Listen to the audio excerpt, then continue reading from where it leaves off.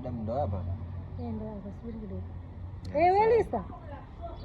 Sasa mbona ufiki? Wewe kijana uko naye? Haya sawa, tunawasubiri hapa. Wanakuja. Unajua binti mwenyewe anakaa hapa tu. Sasa hivi anafika. Sawa sawa. Hata wacha. Mimi nilijua uko mbali. Shika simu. Mambo? Poa bosi wangu.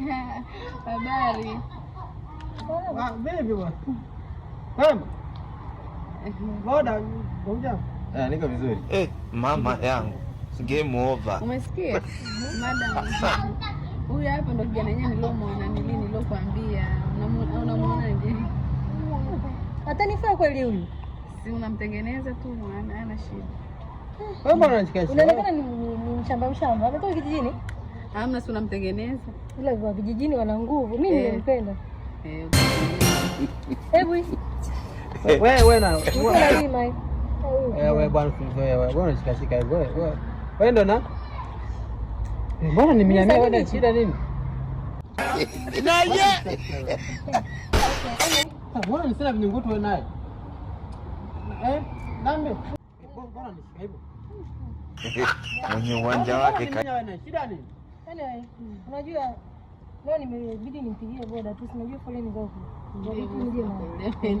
Nakuelewa bosi wangu. Uliniambia shilingi ngapi? Ni 300 tu bosi wangu. Nimeisha. Wewe dakika za nini bwana? Mfumo basi. Niisha wewe mfumo gani? Huyu ndo mshangazi. Sifu na hizo tena gani? Huyu ndo mshangazi kaji na nini? game ishaisha. Sasa madam, hilo limesha. Ngoja kidogo madam. Wewe kuna nani? Sifu. Ishi kwenye mfumo tuloelewana. Kwa nini uelewi? Ndio nikaisha na ile ana hela kudadeki chafu. Ana hela yote. Mtu mwenyewe kaja na boda. ingia sasa. Kuna simu bila tumuongea. Ndio. Hana shida bosi wangu. Wewe nipe hiyo hela, hamna shida. Nitakufanyia muamala basi. Maana mpaka tuwai. Unajua tena hamna shida, mimi nakuamini bosi wangu. Wewe ndio ukaishi na mimi. Usinaenda au unabaki? Nenda wapi? Mimi.